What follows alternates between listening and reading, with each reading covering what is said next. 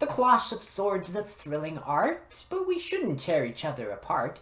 Ignoring health is just the worst, so when it comes to HEMA, put safety first.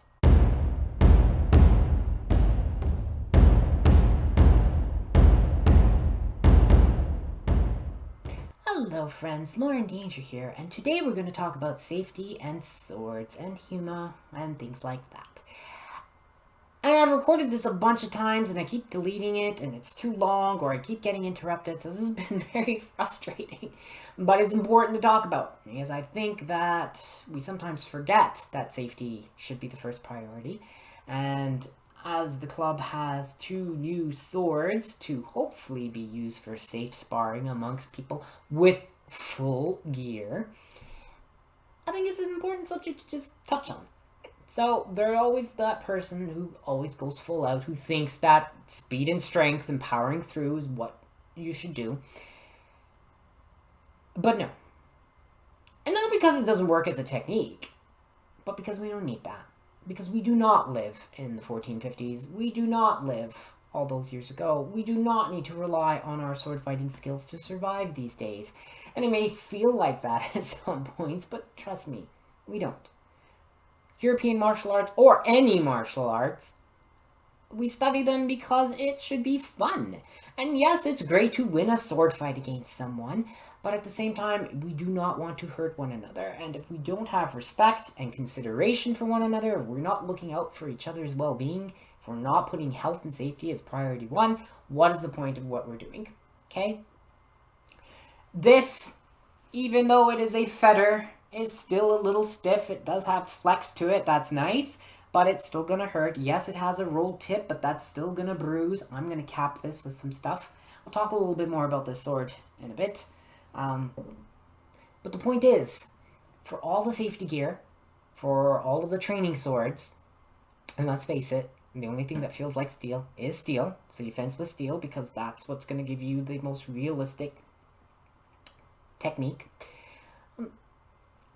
I think that we always need to remember that safety is first, and we should talk about it.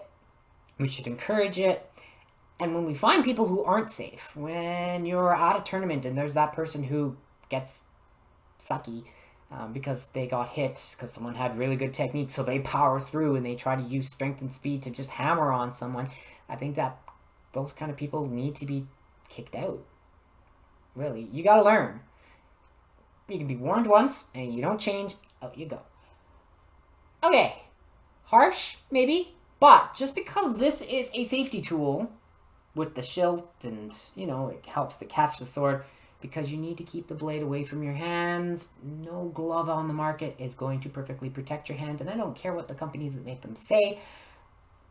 We see from the actual experience of people using them that certain things break, certain things fail. Certain gloves are actually awful and made in very poor construction and hidden away. And if you take them apart as they start to fail, you realize, oh wow, that was really bad.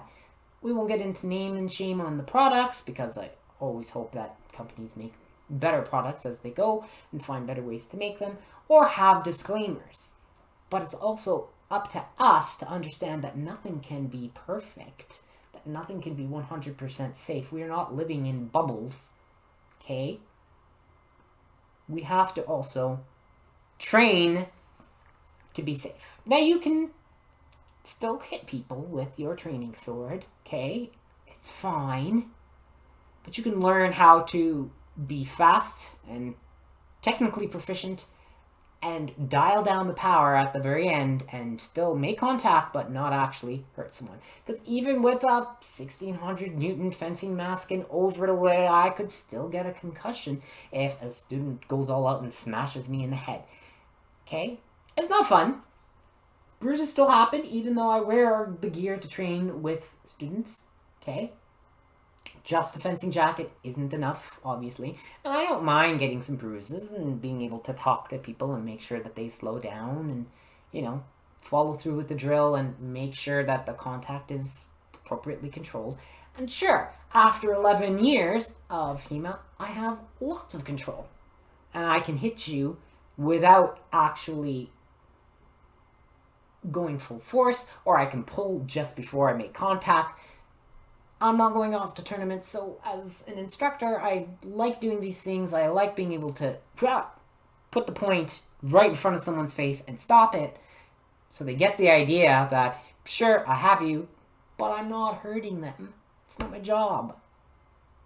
Okay? My job is to facilitate someone's hobby, to let them have fun. And I think that when we get too intense and too angry, where we have to go all out and hit and hurt people, I think that ruins what we do as an art, as a science, as a source of fun. Okay? So I wanted to rant a little bit about that. Now, new swords for the club. We got 2 Regenyei or Regenyei, however you want to say it. I keep hearing it different ways. I don't know. But there's the mark.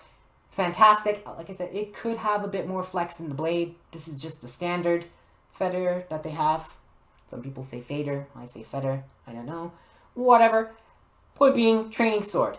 Schilt. So you've got the little lugs. I like that these are rounded out. Really good for helping to catch and control, because if the blade comes down and gets your knuckle, even with some space that I recommend when I teach, this is catching the blade and keeping it further away from your hands and arms.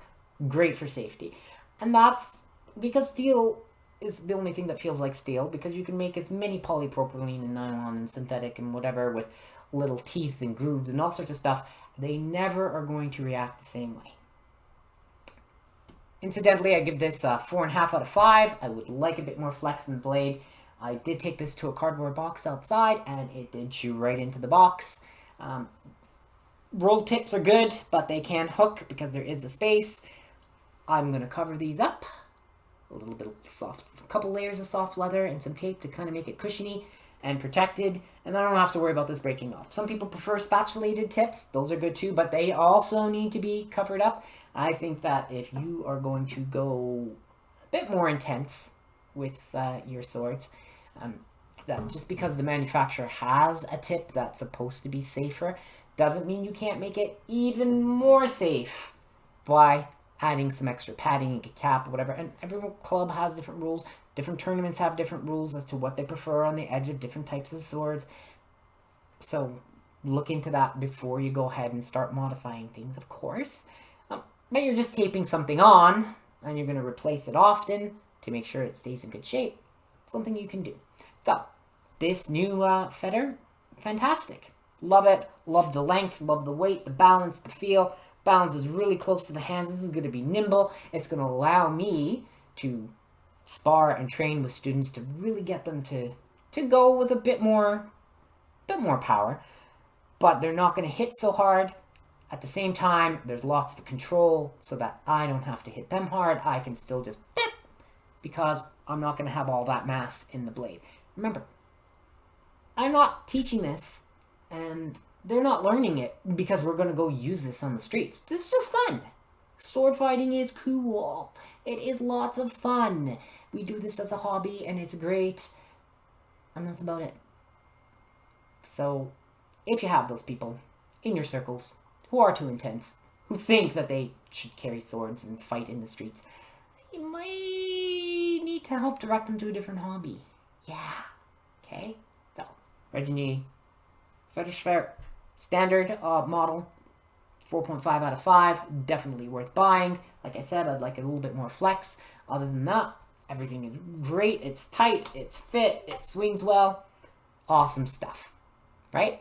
So, sword review, great. Safety messages, great. Hopefully this wasn't too long of a video, but we are at 925 subscribers, so I must be doing something right with what my content is getting at.